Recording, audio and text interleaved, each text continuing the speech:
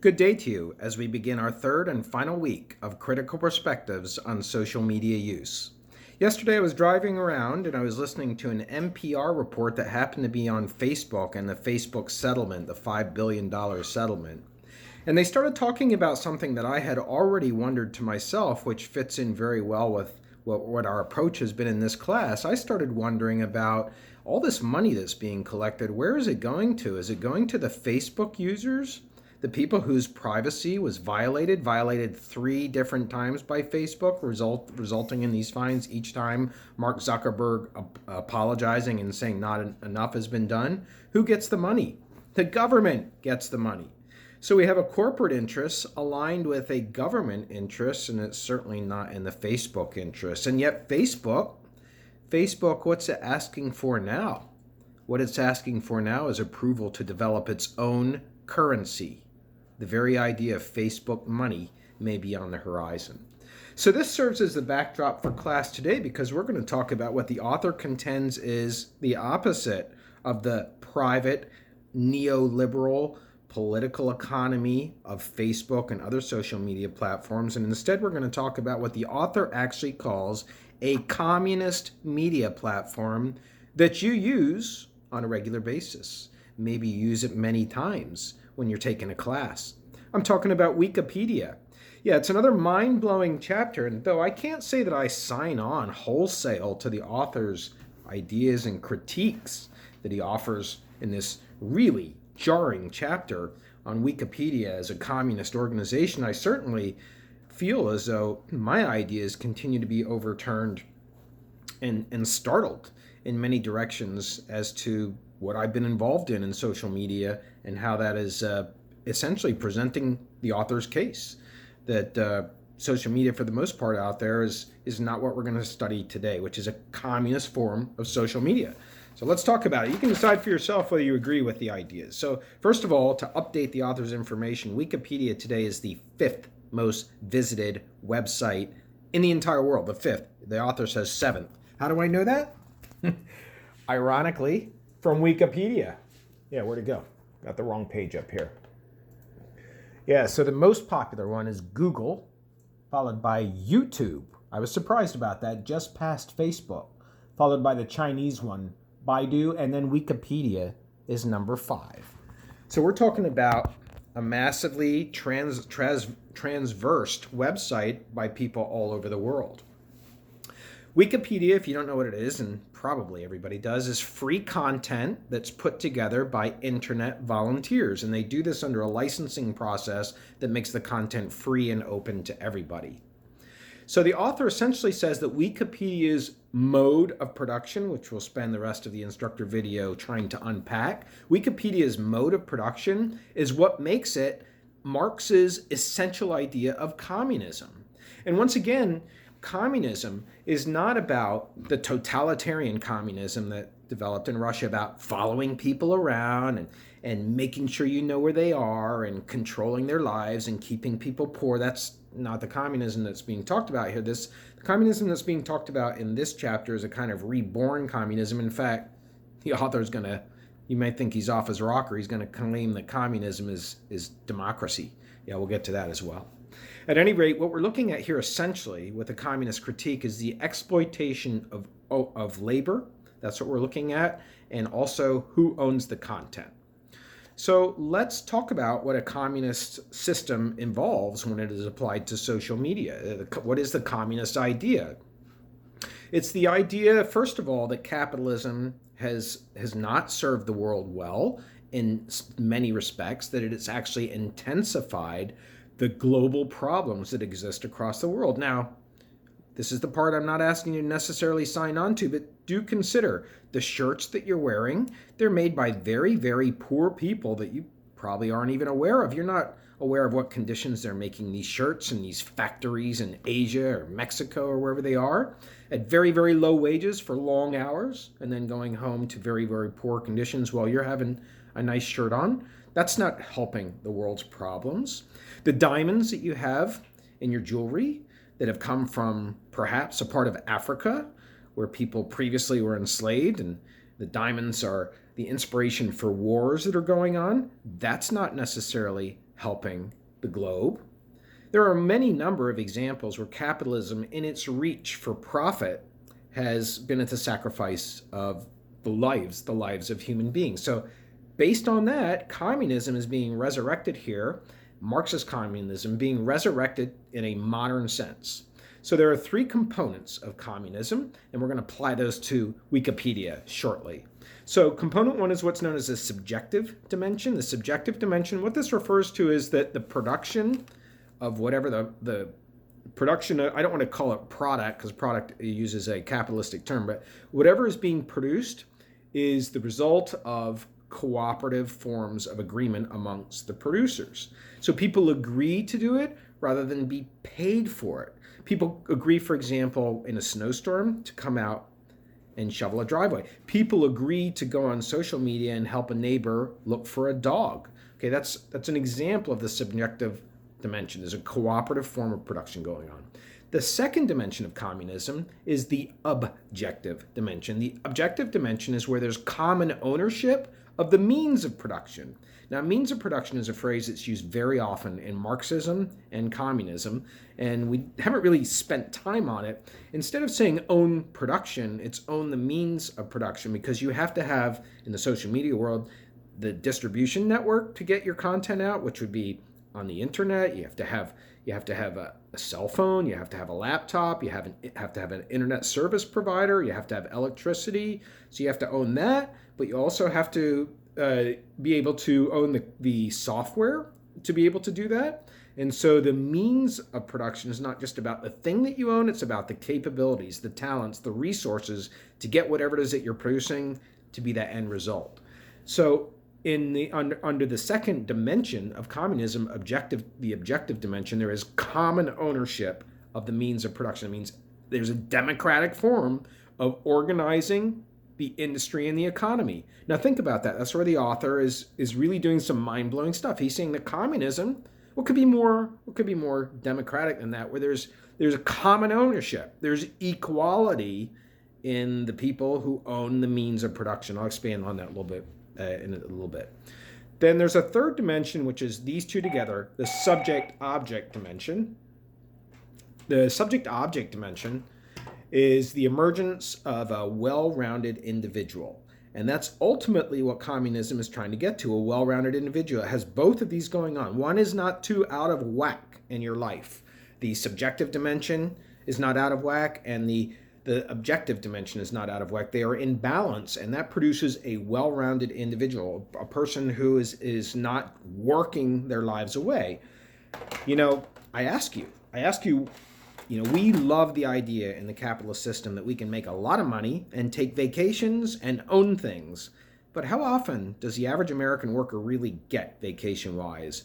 It's 2 weeks, and you have to work for a long time. And when you work for 2 weeks, you take your work home with you in many cases. And a lot of times you use sick days to try and grab back days. Meanwhile, people in Europe are getting 5 weeks of vacation. They actually have a day of celebration where it's kind of a political celebration where they're pointing out that in October, Europeans are done work with the amount of time that they've worked, but Americans are still working all the way through to the end of the year. So we sacrifice a lot. And I see this at lower levels as well. As the internship coordinator for East Stroudsburg University's communication department, I see students in broadcasting all the time working for free in their internships, whereas internships in hospitality management, for example, in hotels and restaurants, they're paid internships. So I see this level of taking people's lives away that's very much part of the framework of capitalism, and in the ideals of communism, that's not the case. In fact, there's no money even in the ideal communist system. It's the idea that people join together willingly and are able to produce things so efficiently that everything is free. And what is done not through coercion, not through saying, hey, you want to get a job as a radio news anchor, you're gonna have to suck it up and work for 15 weeks, 10 hours a week for no pay, getting up at 5 in the morning. That's not what communism we're going to share, we're going to come together. So in essence, communism is, according to Fuchs, participatory democracy. Remember, one of the defining features of participatory democracy is we're taking democracy or participation beyond the political realm. We are extending it to other areas, in particular the economic realm, where we don't have it. We've established throughout this course the Facebooks, the Twitters, social media accounts. They are not equal, egalitarian, democratic. They have power structures built in. So the participatory democracy tries to extend that participation into the economic realm. It's saying, in essence, that don't give up your democratic ideals just because you enter the workplace. Don't give up the idea that you have a right to have a life that your boss doesn't have control of just because you've entered the workplace and you're afraid you're going to lose your job. It's the idea that humans can spend time engaging in enlightening activities, not going home and feeling so exhausted that you have to party your brains out, or you have to go to sleep, or you have to binge in front of the television. I'm not saying any of these things are bad. It's saying that what is the balance to the average human's life in an economic system where profit is the main driving force versus this idealistic system that we're talking about. Ideally, one of the goals is to actually reduce the labor time of the average person. The average American worker is working a lot of time. A lot of times there's no division between work and home life. And so the idea is to reduce that time. And there's a quote on page 323 that will illustrate this. In communist society, where nobody has one exclusive sphere of activity, but each can become accomplished in any branch he or she wishes, society regulates the general production and thus makes it possible for me to do one thing today and another tomorrow. To hunt in the morning, fish in the afternoon, rear cattle in the evening, criticize after dinner, just as I have a mind, without ever becoming hunter, fisherman, herdsman, or critic. All right, so yeah, it's the example speaks to a time that's not current as far as what you would use your time, but the central point is still there, the versatility of what you can do, and not necessarily need to have that as your livelihood in order to be able to do it. And you can say that YouTube kind of allows that today, to argue against the author a bit here, if I may. You want to repair your car, you want to replace the oil filter, you're not sure how to do it, you can look it up on YouTube, and suddenly you are empowered. So that's an argument against that. All right, now let's move on to, well, the final comment about this is in essence, the author says that communism is a form of humanism based on cooperation. Now let's move on to the idea of communication commons. The communication commons, Raymond Williams, a famous critic, famous media critic based on the political economy theoretical framework, he argued that in a commons, when you use that term, it's where something is shared by all. The commons is shared by all. Right out here, we have a quad. You can't see where I am. I'm in my building here. Right out here at ESU, there's the quad. That's a commons. Everybody can go there. No, we can't keep anybody out. I know that because I hear really aggressive preachers outside my window insulting people as they're walking past, especially people who are gay or bisexual, etc., saying really rude things to them. Nobody's keeping them out of that space. That's what a true commons is. And ideally, humans are able to create and maintain social relations in a commons. Think about that. We use communication to both create and maintain our social relations with others. That's what the basis of communication is. That's why we have this course in our department. That's why this chapter comes late. We're bringing together a lot of the economic discussion into a discussion about communication. Your communication is what we do to bring our social relations into being and then to maintain those social relations. And furthermore, media are a means of communication, especially today. You can't do much without a cell phone. You can't do much without a computer, especially when it comes to paying bills or signing up for things. I mean, I got an assessment of my property. My property tax might go up, and I'm told the only way I can appeal the assessment is I have to go online. What does a person do with no computer?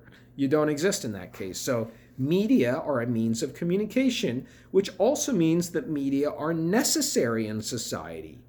Media are necessary because they enable the production of content that allows us to communicate and to create our social relations and to maintain those social relations. Do you see the case that the author is making here? He's making the case for communication. He's saying that denying people media is like denying them, get this, fresh air.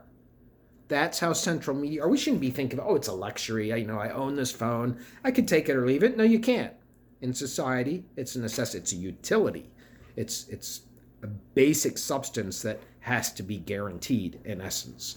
And furthermore, the author, as he's argued throughout the book, that there should be no class that owns the commons privately. No class owns it. Facebook owns that class privately. The Facebook owns, the ownership of Facebook is by a private class, is what I'm trying to say. That's not the case at Wikipedia, as soon as we'll get there. One more quote for you today. This is speaking about the communist internet. Yeah, did you ever think of the internet as being communist? Well, the author does. The freedom of the commons includes the creation of a commons-based internet, also known as the communist internet. The communist internet is an association of free prosumers that is critical, self-managed, surveillance-free, beneficial for all, freely accessible for all, fostering wealth for all, cooperative, classless, and universal. On the communist internet, there is no profit and no advertising, and there are no corporations. In a communist internet age, programmers, administrators, and users control internet platforms by participatory self-management. Network access is provided free for all. There are no corporate internet service providers. Internet literacy programs are widely available in schools and adult education in order to enable humans to develop capacities that allow them to use the internet in meaningful ways that benefit themselves and society as a whole. All humans have free access to web platforms, computer software, and hardware. Computing is non-profit, non-commercial, non-commodified, and advertising-free. There is no corporate mediation of internet communication. Humans engage more directly with each other over the internet without the mediation by corporations that own platforms and exploit communicative labor. I apologize for so many words there, but to really bring home the author's viewpoint, I need to let him say it in his own words there. All right, now we're going to go on to Wikipedia and discuss it from a political economy standpoint. It is a communist project, according to the definitions laid out in the book. It's a communist project that's anticipating a communist mode of production because you have, in a subjective dimension, you have thousands of workers who are uniting and they're approving content. You have an organization that does not accept advertising.